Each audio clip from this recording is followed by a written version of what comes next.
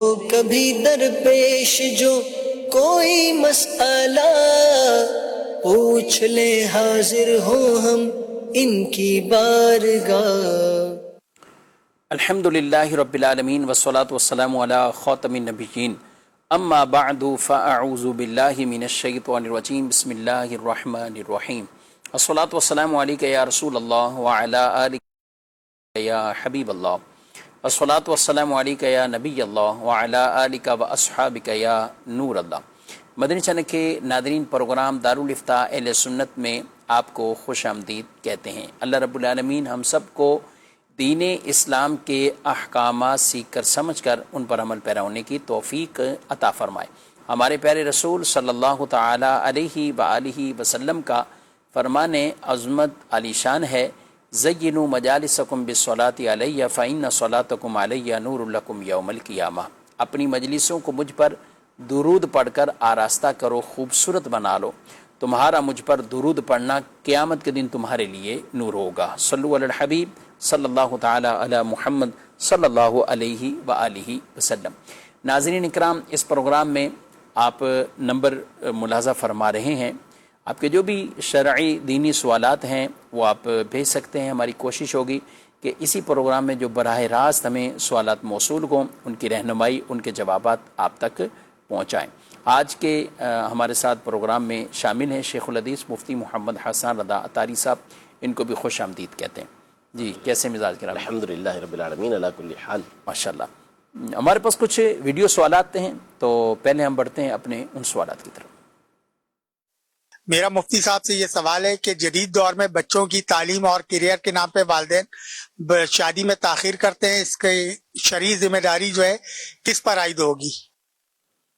جی، بچے پڑھ رہے ہیں یا پڑھنے کے بعد بھی ابھی جاب ہے یا دیگر تقاضے ہیں، اور کچھ تو ایسی چیزیں ہوتی کہ معاشرتی طور پر بھی اسے ضروری سمجھا جا رہا ہوتا ہے اور اہمیت بھی دی جا رہی ہوتی ہے، تو ہونا کیا چاہیے شرعی نقطہ نظر سے، کب وہ کریں، شادی کا انتخاب کرنا چاہیے؟ بسم اللہ الرحمن الرحیم۔ اصول تو یہ ہے کہ جب بچے بالغ ہو جائیں اور نکاح کے بندے کے پاس وسعت موجود ہو تو نکاح کر دینا چاہیے، یعنی کوئی رکاوٹ نہیں ہے، کوئی وہاں پر اس طرح کا معاشرتی یا کوئی دینی ایسا خدشہ نہیں ہے کہ جس کی بنیاد پر ابھی نکاح کو لیٹ کرنا ضروری ہے، تو بندے کو چاہیے کہ فوراً اپنی اولاد کا نکاح کر دے، یہ عافیت اور بہتر راہ ہے۔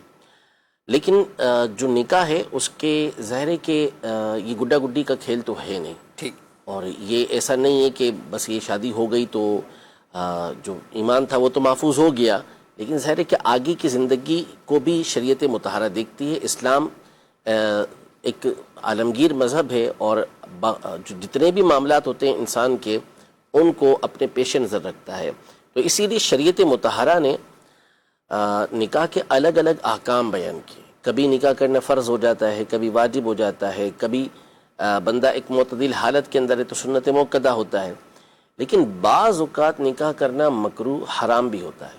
اچھا، اس کی بھی اجازت نہیں ہوتی۔ جیسے مثال کے طور پر آدمی نان نفقے پر قادر ہی نہیں ہے، یعنی وہ اپنی اہلیہ کا خرچہ جو اس کو کھلانے پلانے کا معاملہ ہے، اسے گھر میں رکھنے کا معاملہ ہے، وہ خرچہ اٹھا ہی نہیں سکتا۔ صحیح، وہ نہ اس کا والد اٹھائے گا، نہ ہی اٹھانے کے لائق ہے، اس کی نہ کوئی جاب ہے، نہ کاروبار ہے، کچھ بھی نہیں ہے، مزدوری بھی نہیں کرتا، وہ اتنا نہیں ہے اس کے پاس کہ وہ اپنی اہلیہ کا خرچہ اٹھا پائے گا۔ آئندہ بچے ہوں گے تو پھر ان کے خرچے وغیرہ وہ اٹھانے کے لائق نہیں ہے، تو پھر ایسی حالت میں شریعت مطہرہ اسے اجازت نہیں دیتی کہ وہ نکاح کرے۔ تو جو آپ نے شروع میں بات کہی کہ کچھ معاشرتی پہلو بھی ہوتے ہیں، اب مثال کے طور پر لڑکا ابھی پڑھ رہا ہے اور اس کے والد بھی کوئی ایسے لینڈ لارڈ نہیں ہے، بظاہر اس کا کوئی ایسا مستقبل نظر نہیں آ رہا، اور اس دوران اگر اس کی شادی کرتے ہیں، ٹھیک، تو یعنی رشتہ لے کے جاتے ہیں مثال کے طور پر، تو سامنے لڑکی والے بھی تو پوچھیں گے نا کہ اس کے پاس ہے کیا، ہم کس بنیاد پر رشتہ دیں، ٹھیک ہے۔ تو ایسی چیزیں جو معاشرتی طور پر ضروری ہوتی ہیں تو وہ تو ظاہر ہے کہ لازمی طور پر اس کو تو پورا کرنا پڑتا ہے، اس کے بغیر عام طور پہ رشتے ہوتے نہیں ہیں۔ لیکن دوسرا مسئلہ یہاں پر بڑا مسئلہ پرابلم یہ ہے کہ ہم نے خود سے اپنے حوالے سے ایسی رکاوٹیں پیدا کی ہوئی ہیں۔ صحیح. وہ کیسے؟ وہ اس طرح کہ جب تک ذاتی گھر نہیں ہوگا اس وقت تک رشتہ نہیں ہوگا، اپنا ذاتی کاروبار نہیں ہوگا اس وقت تک رشتہ نہیں ہوگا، شادی میں ان رسومات کا خرچہ نہیں ہوگا رشتہ نہیں ہوگا، حتیٰ کہ بعض اوقات منگنی ہو جاتی ہے، شادی 5 7 8 10 سال تک مؤخر رہتی ہے، بسا اوقات شادی ہو جاتی ہے، نکاح ہو گیا لیکن رخصتی مؤخر کی جاتی ہے. تو وہ کیا، وہ بعض اوقات تو ایسی چیزیں ہوتی ہیں کہ منگنی ہو گئی ہے لیکن ظاہر ہے کہ لڑکا بھی اپنے پاؤں پہ کھڑا نہیں ہوا، یوں کھڑا نہیں ہوا کہ وہ گھر پہ اگر بیوی کو لے آئے گا تو خرچے نہیں اٹھا پائے گا، سنبھال نہیں پائے گا اسے، تو یہ ایک معقول بات سمجھ آتی ہے. لیکن اب جو آسائشیں ہیں، جو یوں کہہ لیں کہ اپنے طور پر اپنے اوپر مسلط کی ہوئی رسومات ہیں، اس کو پورا کرنے کے لیے جو نکاح کو مؤخر کیا جاتا ہے یہ غلط بات ہے. اسی طرح بعض اوقات ہونا چاہیے، خاندان میں رشتے کرنے چاہیے، اچھی بات ہے کہ خاندان کے اندر رشتے ہوں کہ اس میں فوائد اپنی جگہ پر مقرر ہیں، لیکن بسا اوقات خاندان کا رشتہ موجود نہیں ہوتا اور وہاں آزمائش ہوتی ہے کہ خاندان کے اندر کیسے رشتہ کیا جائے، جبکہ دوسرے خاندان میں تمام باتیں پوری ہوتی ہیں، عقیدہ بھی ٹھیک ہے، نظریہ ٹھیک ہے، اخلاق کے اعتبار سے، اعمال کے اعتبار سے سب چیزیں ٹھیک ہیں، لڑکے کی یا لڑکے کی، لیکن صرف اس بنیاد پر کہ اس کی برادری دوسری ہے بعض اوقات اس لیے نکاح نہیں کرتے. تو اب یہ چیزیں ہوتی ہیں جو رکاوٹ بنتی ہیں، یہ چیزیں نہیں ہونی چاہیے. آپ اہتمام کریں ان چیزوں کا، لیکن اس کی وجہ سے نکاح کو، شادی کو مؤخر نہ کریں کہ پھر ایک تو ویسے ہی جب جوانی ہے تو پھر ایک خواہش ہوتی ہے ان چیزوں کی، اور پھر اس کے بعد ہمارا معاشرہ، ہمارے دور کے جو اسباب ہیں گناہ کی طرف بلانے والے، اور جس قدر گناہ کرنا اس میں آسان کر دیا گیا ہے، تو پھر آئے دن ایسی شکایتیں یہ آتی ہی رہتی ہیں کہ نوجوان ان چکروں کے اندر پڑے ہوئے ہوتے ہیں اور بسا اوقات وہ پھر بعض اوقات شادی کے قابل نہیں رہتے، ایسی حالت پر وہ پہنچ جاتے ہیں. تو ان تمام چیزوں کو پیش نظر والدین کو رکھنا چاہیے اور سمجھ بوجھ کا مظاہرہ کرنا چاہیے. دونوں طرف کے والدین کو اس کا لحاظ رکھنا چاہیے، لڑکی والوں کو بھی اور لڑکے والوں کو بھی، دونوں کو اس کا لحاظ رکھنا چاہیے. تو اگر یہ باتیں پائی جاتی ہیں تو پھر اس صورت میں دیکھ لیں، جو آپ کی کنڈیشن ہے اس کے مطابق آپ اپنے گھرانے کا ماحول دیکھ لیں. بہرحال مشورہ یہی ہے کہ اگر کوئی خاص رکاوٹ نہ ہو تو بچیوں کی شادی یہ جلد کر دینی چاہیے. اچھا، اس میں جیسے آپ نے کہا کہ رسومات کے انتظار میں یا جب تک گھر اپنا نہیں ہے اس کے انتظار میں، گاڑی نہیں ہے، مختلف اور بھی چیزیں ہوتی ہیں، ان کے انتظار میں ایسا نہیں کرنا چاہیے بظاہر. اچھا، کبھی شادی ہو جاتی ہے، ساتھ بھی رہ رہے ہیں، بعد کا اختلافات ہو جاتے ہیں، تو کبھی رہنمائی کے لیے بھی کوئی آتے ہیں، ان سے وجہ پوچھتے ہیں، تو بڑی عجیب و غریب بعد کا وجوہات بیان کیے جائے کہ بس وہ لڑکا گھماتا نہیں ہے، وہ کہیں لے کر نہیں جاتا، ہوٹلنگ نہیں کرتے، یہ نہیں کرتے. تو یہ ایسے عذر لے کر آئے تھے گھر توڑنے کے حوالے سے بھی آپ کیا کہیں گے؟ یہ تو دیکھیں اگلا اسٹیپ ہو گیا نا، یعنی یہ تو گھر چلانا کیسے ہے، جی، گھر جو ہے وہ بنانا کیسے ہے، یہ تو پھر شادی ہو گئی اس کے بعد کے معاملات ہیں. وہ تو جب آپ شادی کرنے کے لیے جائیں تو اسی وقت اس حوالے سے ایک تو شرعی رہنمائی لینی چاہیے، شرعی مسائل پوچھنے چاہیے. دوسرا یہ کہ جو واقعی دیندار سمجھدار بندہ شادی شدہ ہو اس سے مشاورت کرنی چاہیے. صحیح. ہوتے کیا ہیں، لڑکی والے لڑکی کی سہیلیاں ہوں گی، وہ کہیں، وہ اس کو طرح طرح کی باتیں بتائیں گی کہ وہ فلاں تو اس کو یوں گھمانے لے جاتا ہے، وہ وہاں لے جاتا ہے تو وہاں لے جاتا ہے، اس کی الٹی باتیں ہوں گی. لڑکا جو ہے گا وہ بھی اس طرح کا بعض اوقات بے وقوفی کرتا ہے، اور اس کے دوست احباب یا اس کے جاننے والے بھی اس کو الٹے مشورے دے رہے ہوتے ہیں، اور یہ پھر سمجھداری کا مظاہرہ کرتے نہیں ہیں. تو ہمیشہ دیکھیں، اولاً تو جب نکاح ہو گیا نا، شادی ہو گئی، تو اس کے بعد ایک تو ذہن بنا لے کہ اب توڑنا نہیں ہے. صحیح. یہ بالکل آخری حد ہوتی ہے رشتہ توڑنے والی، گھر توڑنے والی. یہ شریعت مطہرہ کو پسند نہیں ہے. اسی لیے فرمایا نا کہ ان ابغض الحلال عند اللہ الطلاق، کہ اللہ کے نزدیک سب سے جو ناپسندیدہ حلال ہے وہ طلاق ہے. وہ کس بنیاد پر؟ اسی لیے کہ شریعت مطہرہ جوڑ کو پسند کرتی ہے، توڑ کو پسند نہیں کرتی. تو آپ اس حوالے سے جو واقعی سمجھدار لوگ ہوں، جن کا گھرانہ دینی بھی ہو اور وہ ایک اچھے انداز میں اپنی زندگی گزار رہے ہیں، ان سے آپ مشاورت کریں. ان سے مشاورت کریں گے بہت اچھے فائدے اور بہت اچھے مشورے آپ کو ملیں گے. اور ہمیشہ عقل سے کام لیں. صحیح. کوئی بھی کوئی مشورہ دے آپ اس کے پیچھے چل پڑیں. یہ تو پھر نادانی والی بات ہے نا. اپنی عقل بھی تو اللہ نے آپ کو عقل دی ہے, سمجھ بوجھ دی ہے, آپ دوسروں کو مشورے دیتے ہیں, دوسروں کی رہنمائی کرتے ہیں, کاروبار کرتے ہیں, کام کاج کرتے ہیں, سب کچھ ہو رہا ہوتا ہے, لیکن جہاں آپ کو کوئی مشورہ دیتا ہے آپ اس میں عقل کو بروئے کار ہی نہیں لاتے. عقل کو تو سامنے رکھیں اور پھر اس کے مشورے پر تو غور کریں. اب بیوی کے خلاف شوہر کو بہکا دیا کسی نے, شوہر کے خلاف بیوی کو بہکا دیا کسی نے. بھائی آپ میں عقل نہیں ہے, آپ میں سمجھ نہیں ہے, آپ اس کے پیچھے, اس کے مشورے کے پیچھے چل پڑے, نتیجہ یہ نکلا کہ آپ کا گھر خراب ہو جاتا ہے. تو ایسا بالکل بھی نہیں کرنا چاہیے. سمجھداری کا مظاہرہ کریے. آپ نے دوسرا اسٹیپ جو تھا نکاح ہونے کے بعد اس کے اوپر گفتگو کی. اصل تو ابھی جو پرابلم ہے وہ ہے رسومات کا, جس کی وجہ سے ایسا ہوتا ہے. بہرحال جب نکاح ہونے لگے تو اس وقت بھی رہنمائی بہرحال لینی چاہیے. اور یہ چیزیں آپس میں پہلے سے ہی کچھ جو بھی چیزیں ہوتی ہیں جو شریعت کے دائرہ کار میں رہتے ہوئے ان کو طے بھی کر لینا چاہیے. حسان صاحب, آج ہی کسی نے ایسی بات بتائی کہ ایک جگہ پر باقاعدہ جب شادی کے لیے بارات بھی آ گئی, سب مہمان یہ وہ, تو اب لڑکی والوں کی طرف سے اسی وقت ڈیمانڈ آئی کہ اتنے ایکڑ زمین نام کریں یا اتنے ایکڑ زمین ہم لکھوائیں گے. اچھا یہ حق مہر نہیں, وہ چیزیں تو نارمل ہو گئی, لیکن یہ زمین چاہیے. اب وہ ساری کنڈیشن کیفیت وہ سارے باہر بیٹھے ہوئے ہیں, ان کی اپنی عزت کا معاملہ جو ایک بارات لے کر آئے.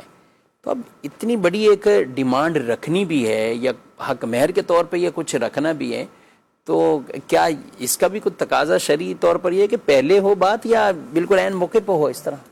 یعنی کون عقل مند ہوگا کہ جو اس کو صحیح قرار دے گا کہ آپ عین نکاح کے موقع پر آ کر کہیں کہ مجھے یہ چیز چاہیے, اور پھر وہ ہو بھی ایسی کہ جو کوئی معمولی چیز نہ ہو, بہت بڑی چیز ہو, تو کیسے وہ بندہ اس کو پورا کرے گا؟ یعنی اگر مثال کے طور پر مہینہ ڈیڑھ مہینہ پہلے بھی اگر آپ اس چیز کی ڈیمانڈ رکھتے, 2 مہینے پہلے بھی ڈیمانڈ رکھتے, تو بندہ یہ تھوڑی ہوتا ہے کہ فوری فیصلہ کر لے گا. وہ اس کے اوپر مشاورت کرے گا, گفتگو کرے گا, اس کے بعد پھر کہے گا کہ ہاں ٹھیک ہے. تو یہ تو سیدھی سیدھی بات یہ ہے کہ بندہ جو ہے وہ رشتہ کرنا نہیں چاہ رہا, اور پھر اس میں مسائل اور دوسرے ہو جاتے ہیں.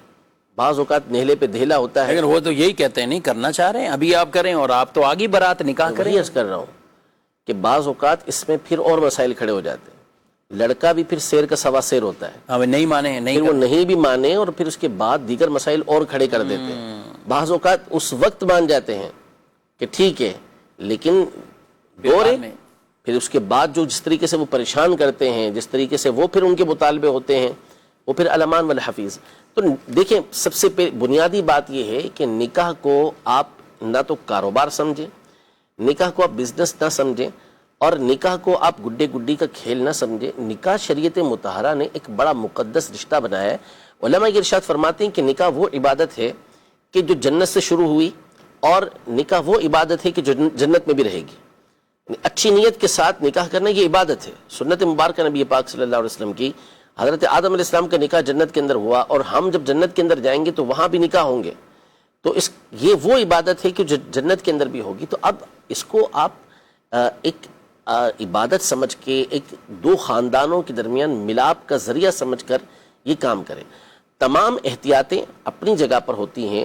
رشتہ دینے سے پہلے, رشتہ ہونے کے بعد یہ ڈیمانڈ, یہ تقاضا عورت کے لیے مقرر کرنا ممکن ہے, ہو سکتا ہے, لیکن یہ تمام کی تمام چیزیں ایک تو عقل کے ساتھ. اب سامنے والے سے 50 ایکڑ زمین مانگ لی اور ہے اس کے پاس اتنی, وہ کیا کرے گا, وہ کیسے دے گا؟ صحیح. آپ اس سے وہ ڈیمانڈ کریں گے جسے وہ پورا ہی نہیں کر سکتا, اور کم بھی کر رہے تو کیوں آپ کو ہر چیز وہ پوری کرے گا؟ اس کا کام ہے کہ اس نے اپنی اہلیہ کا مہر دینا ہے, اس کا نان نفقہ اچھے انداز میں اٹھانا ہے. اگر آپ کو کسی طرح کا اندیشہ اس کے بارے میں ہے اور آپ پروٹیکشن چاہتے ہیں تو ٹھیک ہے, اس کے نام کوئی چیز لکھوائیں, لیکن ایسی تو نہ لکھوائیں کہ جس کو پورا ہی نہ کر سکے. تو بہرحال اصل یہ ہے کہ نکاح کو آپ ایک دو خاندانوں کے درمیان ملاپ کا ذریعہ سمجھیں. دوسرا یہ کہ نکاح یہ میاں بیوی کے لیے محبت کا ایک سبب اور ذریعہ ہوتا ہے. اس چیز کو پیش نظر رکھیں. یہ آپس میں کوئی مقابلے کی جنگ نہیں ہے, جنگ نہیں ہو رہی, مقابلہ نہیں ہو رہا. کوئی یہاں پر یہ نہیں ہے کہ ایک دوسرے کو نیچا دکھانے والی بات ہو. جب ایسی کنڈیشن پیدا ہو جاتی ہے کہ ایک دوسرے کو نیچا دکھانا ہے تو پھر گھر برباد ہو جاتے ہیں. میاں بیوی ایک دوسرے کے لباس ہیں، ایک دوسرے کے دکھ درد کے جو ہے وہ ساتھی ہیں، اور ایک دوسرے کے ساتھ مل کر ہی ان کی زندگی چلتی ہے۔ جب اس طرح کی ڈیمانڈز، اس طرح کے معاملات یہ دوسروں کے ذریعے گھر میں داخل ہوتے ہیں تو پھر گھر برباد ہی ہوتے دیکھے ہیں، کم ہی ایسے گھر چلتے ہوئے دیکھے ہیں۔ پھر کہوں گا کہ پروٹیکشن کرنا، احتیاط کرنا، یہ سب اپنی جگہ پر ہے، ہونا چاہیے، لیکن اس کو کاروبار نہیں بنانا چاہیے۔ کچھ سوالات بھی ایس ایم ایس پہ بھی آنا شروع ہو چکے ہیں، اور موضوع ایسا چلا ہے تو وہ طلاق کے حوالے سے بھی کچھ اس طرح کے بھی سوالات آئے۔ میاں بیوی میں اگر طلاق کا معاملہ ہو بھی جائے اور مرد بار بار بھی یہ بھی کہے کہ میں نے اس کو چھوڑ چکا ہوں، سب کچھ کر چکا ہوں، لیکن اس کے باوجود بھی ساتھ بھی رہے، انہوں نے وضاحت نہیں کی، لیکن بظاہر سوال سے یہی ہے کہ 3 طلاقیں ہونے کے بعد بھی اگر کوئی میاں بیوی یوں ہی ساتھ رہتے رہیں، اقرار بھی کر رہے ہیں کہ یہ ایسا واقعہ ہو بھی چکا ہے، تو اس کے حوالے سے دیگر رشتہ دار یا کوئی اپنا کردار کیا ادا کرے؟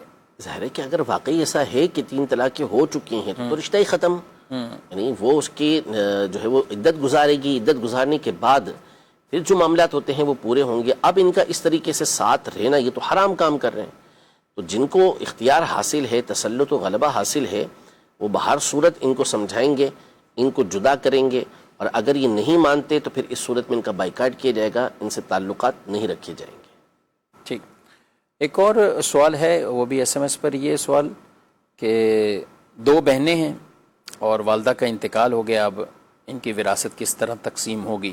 آگے مزید ورثہ تو بیان نہیں کیے انہوں نے، والد کے بارے میں بھی نہیں بیان کیا کہ وہ بھی حیات ہیں یا نہیں ہیں، پر مختصر یہی ہے کہ اگر صرف بیٹیاں ہیں، بہنوں سے مراد یہاں بیٹیاں ہی ہیں، تو ٹوٹل وراثت ان کی نہیں ہے، کچھ آگے بھی معلومات اس کے بعد بھی ان سے جو ہے وہ لی جائے گی، اور اس کے بعد اس کی پوری ڈیٹیل تفصیل سامنے آئے گی۔ دارالتحریر سنت کا نمبر اپنے پاس آپ رکھ لیں، اور دارالتحریر سنت سے فون کر کے بھی اس یہ مسئلہ پوچھا جا سکتا ہے، اور یا کہیں بھی ہیں تو وہاں پر آپ باقاعدہ دارالتحریر سنت میں جا کر بھی اس مسئلے کی رہنمائی حاصل کر سکتے ہیں۔ یہ نمبر آپ ملاحظہ کر رہے ہیں، اس نمبر پر اس حوالے سے آپ رہنمائی لے سکتے ہیں۔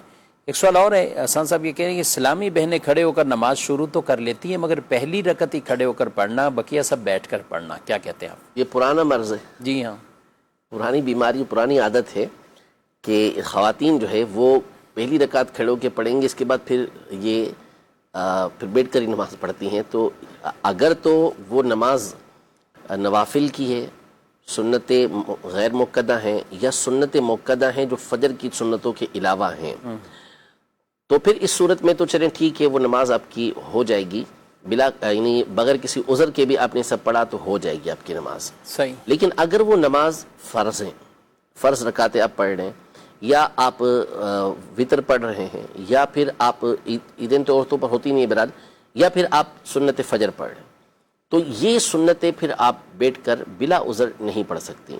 یعنی اس کے لیے اگر کوئی شخص قیام پر قادر ہے، یعنی کھڑے ہو کے وہ قیام کر سکتا ہے، تو ان میں یعنی فرائض میں، واجبات میں اور سنت فجر میں اس پر لازم ہے کہ وہ قیام کرے گا، حتیٰ کہ یہاں تک فقہاء کرام نے لکھا کہ اگر اتنا کھڑا ہو سکتا ہے کہ اللہ اکبر کہہ لے تو اس پر یہ بھی لازم ہوگا کہ اتنا کھڑا ہو کے پھر یہ بیٹھ جائے، اور اگر کسی کے سہارے سے کھڑا ہو سکتا ہے، دیوار کا سہارا لے کے، کسی عصا کا سہارا لے کے، یا کوئی بندہ ہے خادم ہے اس کا سہارا لے کے کھڑا ہو سکتا ہے، تو بھی فقہاء کرام نے فرمایا کہ سہارا لے کے کھڑا ہو۔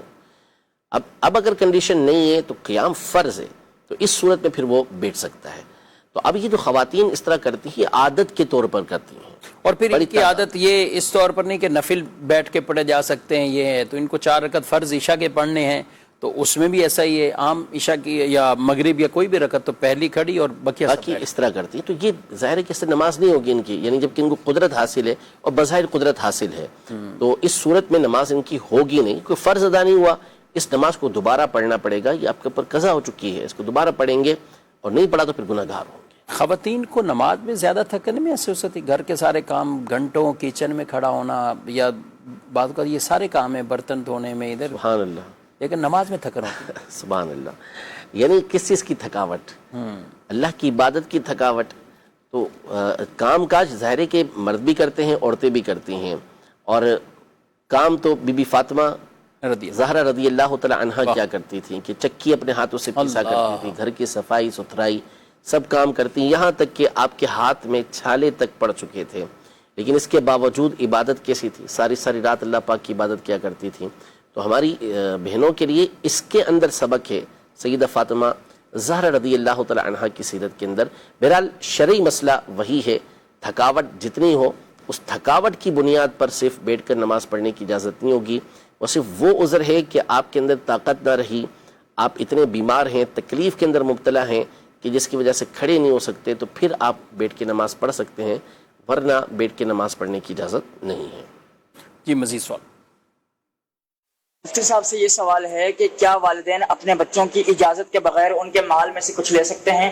نیز یہ جو حدیث ہے کہ تم اور تمہارا مال تمہارے والد کے ہیں، اس کا کیا معنی ہے؟ جواب ارشاد فرما دیں۔ جی بلا اجازت تو نہیں لے سکتے، اب بچے ہے کتنا بڑا یہ دیکھنا ہوگا، یعنی بظاہر جو آپ کے سوال کے انداز سے لگتا ہے وہ یہ ہے کہ بالغ بچوں کی بات ہو رہی ہے جو اجازت کی گفتگو کی جا رہی ہے، تو اجازت والدین کو لینی چاہیے، لیکن بیٹے کو یہ سوچ رکھنی چاہیے کہ انت و مالک لابیک، تم اور تمہارا مال یہ تمہارے والد کے لیے۔ نبی پاک صلی اللہ علیہ وسلم نے ارشاد فرمایا، اب والد نے ساری زندگی ہمیں پالا، اور اس وقت کوئی ایسا نہیں تھا کہ ہم یہ سوال کرتے کہ ہمارا کتنا حق ہے، ہمارا کیا، ہم نے کچھ محنت نہیں کی اور یہ والد کا مال ہے، ایسا کچھ نہیں۔ لیکن جب اب وہ دور آیا، وہ وقت آیا کہ والد کو ضرورت ہے، تو اب والد کو یہ اجازت لینا پڑ رہی ہم سے۔ یہ اولاد کے لیے ایسا نہیں ہونا چاہیے، بلکہ نوبت ہی نہیں آنی چاہیے کہ والد جو ہے وہ آپ کے مال میں تصرف کریں، اس سے قبل آپ والد تک وہ رقم پہنچا دیں، ان کی حاجت کو پورا کر دیں۔ تو بہرحال والد کو چاہیے کہ وہ اولاد سے اجازت لیں، یہ بہتر طریقہ کار ہے اور یہی ایسا ہی ہونا چاہیے، لیکن اولاد کو چاہیے کہ اپنے آپ کو اور اپنے مال کو اپنے والد کا مال سمجھے، وہ اس میں تصرف کریں تو کسی طرح کا چون چرا نہ کریں۔ اور بالخصوص ایسی جو والد کو محتاج ہے، جن چیزوں میں ان کو حاجت ہے، اور ایسے موقع پر اولاد پر تو ویسے ہی جو ایک فریضہ آتا ہے ان پہ خرچ کرنے کے اعتبار سے، اور آپ نے اچھی توجہ دلائی کہ انہیں مانگنے ہی نہ پڑے، لیکن یہاں تو یہ ہے نا کہ اگر بالفرض چلیے سوال کی ڈیٹیل تفصیل نہیں ہے کہ کون سی مد میں کیسے، اگر حاجت والی اور انہی کو حاجت ہے اور بظاہر ان کے پاس ہے بھی نہیں ہے، بڑھاپا بھی ہے، تو ایسے موقع پہ اور تاکید بہت زیادہ تاکید بڑھ جاتی ہے، یعنی نفقہ لازم ہو جاتا ہے، واجب ہو جاتا ہے۔ اگر تو باپ یا ماں کمانے کے قابل نہیں ہے تو درجہ بدرجہ اولاد کے اوپر جو ہے وہ نفقہ واجب ہو جائے گا، نہیں دیں گے تو گناہگار ہوں گے، ان کے اوپر خرچ کرنا، ان کی حاجتوں کو پورا کرنا یہ بندے کے اوپر لازم ہو جائے گا۔ جی مزید سوال۔ یہ سوال ہے کہ نبی پاک صلی اللہ علیہ وسلم ہمارا بھیجا ہوا درود سنتے ہیں؟ جی بالکل، نبی پاک صلی اللہ تعالیٰ علیہ وسلم ہمارا بھیجا ہوا درود شریف سنتے ہیں، حدیثوں میں اس کا تذکرہ موجود ہے، اور بعض روایتیں یہ ہیں کہ فرشتے بارگاہ رسالت میں ہمارا درود لے کے حاضر ہوتے ہیں اور نام اور والد کا نام پیش کرتے ہیں۔ بعض میں یہ ہے کہ نبی پاک صلی اللہ علیہ وسلم کی قبر انور کے پاس فرشتہ کھڑا ہے، وہ ساری مخلوق کے صلاۃ والسلام سن کر نبی پاک صلی اللہ علیہ وسلم کی بارگاہ میں، صلی اللہ علیہ وآلہ وسلم کی بارگاہ میں پیش کرتا ہے۔ تو یوں مختلف روایتیں موجود ہیں، اس میں یہ بھی ہے کہ نبی پاک صلی اللہ تعالیٰ علیہ وآلہ وسلم بھی ہمارا درود پاک خود سماعت فرماتے ہیں۔ جی مزید سوال۔ میرا نام عبدالرشید لودھی ہے اور نارتھ کراچی سے میرا تعلق ہے۔ مفتی صاحب سے میرا سوال یہ ہے کہ اگر کوئی مکان تجارت کی نیت سے خریدا جائے تو جو اس کا کرایہ آتا ہے کیا اس کے اوپر زکوٰۃ ہوگی؟ اس بارے میں مجھے اس میں رہنمائی چاہیے۔ تجارت کی نیت سے، اب یہ تجارت شاید یہ بھی سمجھ رہے ہیں اور کہ جو رینٹ آ رہا ہے تو وہ بھی تجارت ہے، بزنس ہو رہا ہے، آمدنی آ رہی ہے۔ تجارت کا لینے کا مطلب، تجارت کہتے ہیں کسی، یعنی تجارت کے لیے لینے کا مطلب یہ ہوتا ہے کہ اس نیت کے ساتھ لینا کہ میں اسے بیچوں گا، تو ایسا جو گھر ہوتا ہے وہ تجارت کے لیے ہوتا ہے۔ جب آپ نے اس کو رینٹ پر دینے کے لیے لیا ہے تو جو رینٹ ہے اس کے اوپر زکوٰۃ ہوگی، اس جگہ کے اوپر زکوٰۃ نہیں ہوگی۔ صحیح، یعنی اس جگہ پر رینٹ اگر جمع ہو رہا ہے اور اب وہ پھر جو شرائط ہوں گی نصاب پر پہنچ جائے، یعنی وہ ساری چیزیں مادے کی وہ اس کے بعد اس کے اوپر زکوٰۃ ہوگی۔ صحیح۔ جی مزید۔ کل پرسوں کسی نے پوچھا تھا تو ہم نے دارالرشتہ کی طرف رجوع کیا کہ آپ وہاں سے پوچھیں، اور آج الحمدللہ آپ کی زیارت کر رہے ہیں بیٹھے ہوئے، مدنی چینل کے ذریعے دارالرشتہ دیکھ رہے ہیں ایک ہوٹل پہ بیٹھے ہوئے. تو مجھ سے یہ پوچھنا تھا، شادی کے حوالے سے یہ پوچھنا تھا کہ نکاح کرنا کس عمر میں چاہیے، اور کیا پہلے نکاح کرنا چاہیے اور پھر رخصتی بعد میں کرنی چاہیے یا ساتھ ہی کر جائے؟ اس کے حوالے سے کچھ ارشاد فرمائیں. یہاں پر روٹین ہے کہ وہ کم عمروں میں ہی وہ شادی کر دیتے ہیں، یعنی کہ نکاح کر دیتے ہیں، اور پھر وہ بعد میں رخصتی کا بعد میں دیکھتے ہیں. تو اس کے حوالے سے کوئی ارشاد فرمائیں. اللہ آپ کو برکت عطا فرمائے. مدنی چینل کی بہار ہے ماشاءاللہ، گاؤں گاؤں کریا کریا عام کرے. آمین. ماشاءاللہ. ہوٹل پہ بیٹھے ہوئے دیکھ رہے ہیں، یہ بھی ایک خوشائن چل رہا ہے کسی ہوٹل پہ. مدنی چینل ماشاءاللہ عام کرنا چاہیے ایسی جگہوں پہ جہاں لوگ آ کے بیٹھتے ہیں، بھلے وہ اپنے کام کے لیے کچھ چائے پینے کچھ اور اسی طرح جو ہمارے ناظرین وہ بھی سن رہے ہیں جن کے آفیسز میں کوئی ایسی جگہ جہاں ویٹنگ ہوتی ہے، تو وہاں پہ بھی آپ کی طرف سے اگر کوئی نیکی کا پیغام ایسا چلا جاتا ہے یعنی مدنی چینل کے ذریعے سے، تو انتظام وہاں بھی بہرحال کرنا چاہیے. اس سوال سے یہ ہوا کہ کئیوں کے لیے ترغیب ہوگی. بہرحال آپ ارشاد فرمائیں کیا کہتے ہیں. اچھا، ان کو سوال جو مزید بہت چھوٹی عمر کے نکاح کر دیے جاتے ہیں. اس میں دیکھیں ایک پہلو تو انہوں نے یہ اچھی بات کہی کہ کس عمر میں نکاح کرنا چاہیے. دیکھیں ویسے تو ہم نے گفتگو کر لی کہ جب اس قابل ہو جائیں تو وہ نکاح کر دینا چاہیے جبکہ بندے کے پاس گنجائش وغیرہ موجود ہو. البتہ بعض اوقات ایسے جو نو عمر ہوتے ہیں ان کے اندر کھلنڈرا پن بہت ہوتا ہے اور بظاہر ایسا لگ رہا ہوتا ہے کہ یہ گھر کو سنبھال نہیں پائیں گے، تو کچھ ان کی پہلے تربیت کرنی چاہیے، پھر اس کے بعد ان کا نکاح کرنا چاہیے. یہ تو باقی پیچھے ہم گفتگو تفصیل کے ساتھ کر چکے ہیں. دوسرا یہ رہا کہ نکاح پہلے کر دینا اور پھر اس کے بعد رخصتی دیر سے کرنا، شرعی اعتبار سے یہ ہے جائز، کیونکہ احادیث طیبہ سے بھی اس کا ثبوت موجود ہے، اور ویسے بھی اس میں کوئی شرعی اعتبار سے رکاوٹ نہیں ہے کہ نکاح بھی کیا اور کچھ عرصے کے بعد رخصتی کی. لیکن مسئلہ یہ ہے اس کے اندر کہ جب نکاح ہو جاتا ہے تو اب ظاہر ہے کہ یہ دونوں بند گئے رشتے کے اندر، اور یہ ایک دوسرے کے لیے اب حلال ہو چکے، یعنی گفتگو ہو سکتی ہے، بات چیت ہو سکتی ہے. اب مسئلہ جو ہمارے دور کا ہے، اور جو حالات ہیں اور جو مشاہدات اور جو واقعات اور جس طرح کے سوالات ہمارے پاس آتے ہیں، اس میں ہوتا یہ ہے کہ اب بات چیت شروع ہوئی.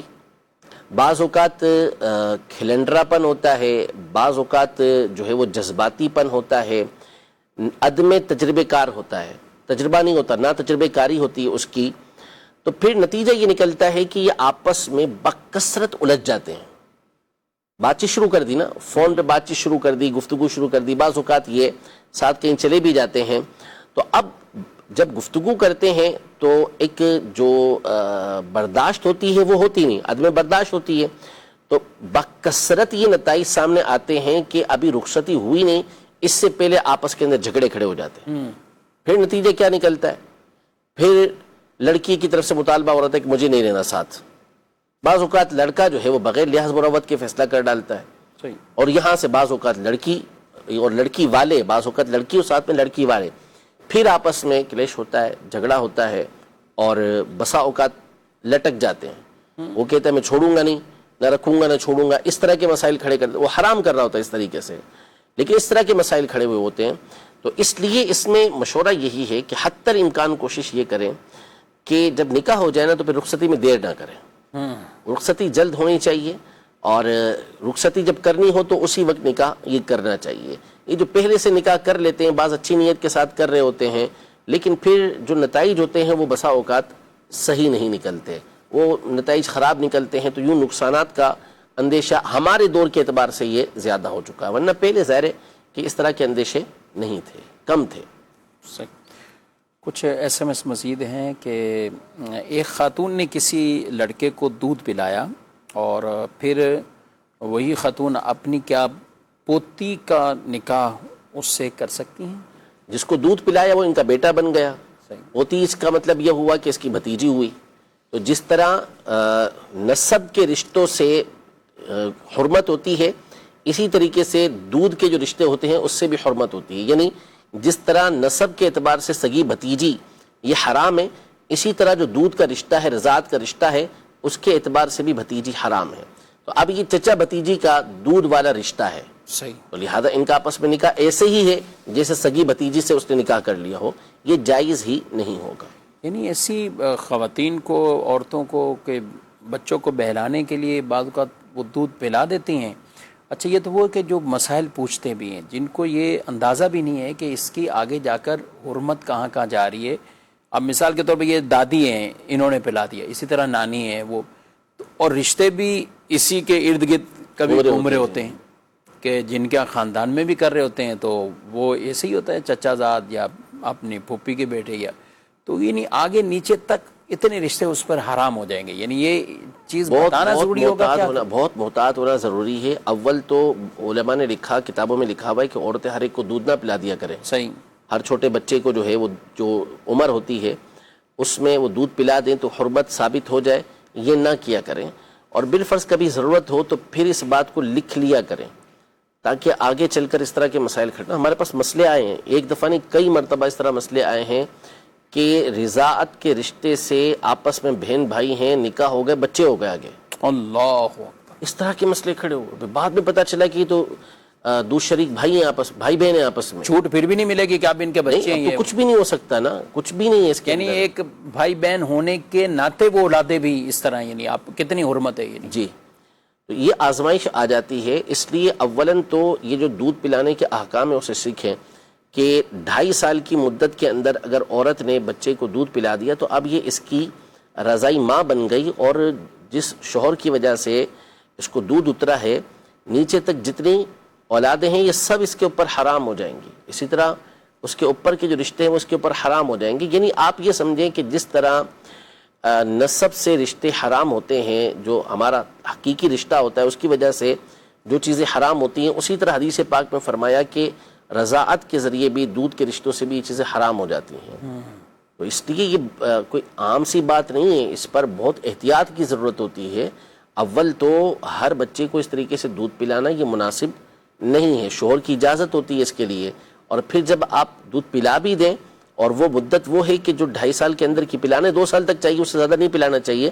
لیکن اگر کسی نے 2.5 سال تک کے بچے کو بھی اس سے پہلے پلا دیا، 2.5 سال کی عمر تک کا پلا دیا، تو اس صورت میں حرمت تو ثابت ہو جائے گی. تو اب اس کو بندہ لکھ لے کہ اس کو فلاں عورت نے دودھ پلایا، یہ باقاعدہ کتابوں کے اندر بات مذکور ہے تاکہ پھر آگے چل کر آزمائش پیدا نہ ہو. ٹھیک، مزید سوال. میرا سوال یہ ہے، اگر کوئی چیز ادھار بیچی جائے اور قیمت بڑھا دی جائے تو کیا یہ سود کے زمرے میں آئے گا؟ پلیز ہماری رہنمائی کیجیے گا، جزاک اللہ. جی، کافی مرتبہ اس موضوع پہ بات ہوئی ہے، لیکن چلیں سوال ہوا تو یعنی ادھار میں کوئی چیز مہنگی بیچنا یہ ویسے سود نہیں ہے. یعنی جائز ہے کہ بندہ ادھار میں مہنگی چیز بیچ سکتا ہے، لیکن اس میں شرط یہ ہے کہ آپ ایک متعین قیمت پر بیچیں گے. یعنی مثال کے طور پر آپ کہیں گے کہ میں آپ کو 1 مہینے کے ادھار پر 10,000 کی چیز بیچ رہا ہوں. یہ نہیں کہ اگر ابھی آپ پیسے دے رہے ہیں تو یہ 8,000 کی دے رہا ہوں، پھر 1 مہینے کے بعد دیں گے تو 10,000. نہیں، بلکہ دونوں میں سے ایک سودا متعین کریں کہ آپ ادھار بیچ رہے ہیں اور آپ 10,000 کی بیچ رہے ہیں. ایک تو یہ قیمت مقرر کرنا، دوسرا وقت مقرر کرنا کہ یہ جو ادھار ہے کتنی مدت کا ہے، 1 مہینے کا، 2 مہینے کا، 3 مہینے کا، 4 مہینے کا، یہ آپ کو مقرر کرنا ہوگا. پھر تیسرا ہمارے یہاں جو ایک خرابی ہوتی ہے وہ یہ ہوتی ہے کہ اگر کوئی چیز ادھار بیچی جاتی ہے، قسطیں مقرر ہو جاتی ہیں یا وقت مقرر ہو جاتا ہے، اس پر تاخیر ہو جاتی ہے، دیر ہو جاتی ہے، تو اس کے اوپر پھر پینلٹی لگاتے ہیں اور مزید رقم اوپر لیتے ہیں. یہ حرام ہے، یہ نہیں کر سکتے. یہ نہیں کر سکتے. اور اگر اس کو مقرر کیا ہے تو سودا کرنا بھی حرام ہو جائے گا. صحیح. جس وقت سودا ہو رہا تھا یہ شرط رکھیے، سودا کرنا بھی جائز نہیں ہو. یعنی یہ ادھار اور قسط کے حوالے سے جو بھی ایسا بزنس ہوگا تو اس میں شروع میں بھی کوئی ایسی کنڈیشن نہیں ہونی چاہیے جو غیر شرعی ہیں. جی، یہ ان میں انہی زمرے میں آتی. جی بالکل ٹھیک ہے، یعنی اس کو مائنس کر کے ہی وہ سودا کریں گے. بالکل. جی مزید. سب یہ بتائیے کہ غیبت اور نصیحت میں فرق کیسے کیا جائے گا؟ کب بات کرنا غیبت بن جاتی ہے؟ اس تعلق سے رہنمائی کیجیے گا. غیبت اور نصیحت، چلیں جی. بہت زیادہ فرق ہے. نصیحت تو دیکھیں سامنے آپ بچے کو بھی سمجھا رہے ہوتے ہیں، اس کو چیزیں بتا رہے ہوتے ہیں، تو یہ بھی نصیحت ہوتی ہے. کسی دوسرے کو نیکی کی دعوت دے رہے ہیں، برائی سے روک رہے ہیں، تو یہ بھی نصیحت ہوتی ہے. غیبت میں اصل تو حرمت ہے. ہاں بعض اوقات غیبت جو ہے وہ نصیحت ہو سکتی ہے. اور علماء نے جو صورتیں لکھی 6 اصول لکھے امام غزالی اور امام نووی رحمہم اللہ تعالیٰ نے کہ کن بنیادوں پر غیبت یا تو سرے سے غیبت رہتی نہیں یا وہ غیبت مباح ہو جاتی ہے. تو ان میں سے ایک یہ ہے کہ نصیحت المسلمین، مسلمانوں کی خیر خواہی کے طور پر نصیحت کرنا، ان کی خیر خواہی کرنا. نصیحت کرنا یعنی خیر خواہی کرنا. مثلا آپ سے کسی شخص نے کہا کہ میں فلاں کے ساتھ کاروبار کرنے لگا ہوں، صحیح، تو آپ مجھے اس حوالے سے کیا ایڈوائز کرتے ہیں، یعنی کیا مجھے نصیحت کرتے ہیں؟ اور آپ جانتے ہیں کہ وہ چیٹر ہے، دھوکے باز ہے، اور جو اس کے ساتھ کاروبار کرتا ہے وہ اس کو دھوکہ دیتا ہے، یا آپ کو معلوم ہے کہ وہ قابل نہیں ہے کاروبار کرنے کے، وہ نقصان کر دے گا ان کا، بھلے چیٹر نہیں ہے لیکن اس کے اندر اہلیت نہیں ہے، تو اب آپ اس کی یہ برائی انہیں بتاتے ہیں اور اس نیت سے بتاتے ہیں کہ تاکہ اسے آپ بچا سکیں، نہ یہ کہ اس کی خرابی بیان کرنا آپ کا مقصود ہو. تو شریعت مطہرہ آپ کو اجازت دیتی ہے اور بعض صورتوں میں لازم قرار دیتی ہے کہ اگر آپ سے کوئی مشاورت کر رہا ہے.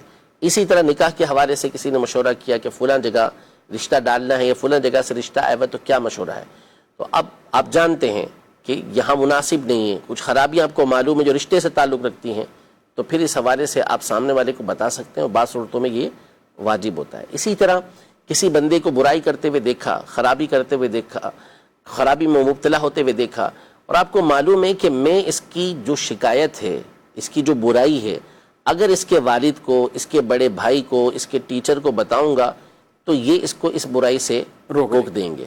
تو اب آپ نے جا کے اس کی خرابی بیان کی، تو اگرچہ کہ اس کی برائی آپ پیچھے سے بیان کر رہے ہیں، لیکن شریعت مطہرہ اس مقام پر فرماتی ہے کہ یا تو یہ غیبت ہی نہیں ہے یا یہ مباح غیبت ہے، کیونکہ آپ کا مقصد اس کو برائی سے روکنا ہے. اس طرح یہ امور 6 امور علماء نے ذکر کیے ہیں، اور بھی ہیں. اس میں بڑی آپ نے قیودات لگائی ہیں اور وہاں کچھ ایسے قرینے بھی موجود ہیں کہ یہاں بہتری کے بھی کوئی رزلٹ ہیں یا وہ اصلاح کی طرف آ سکتا ہے نصیحت کے زمرے میں بھی.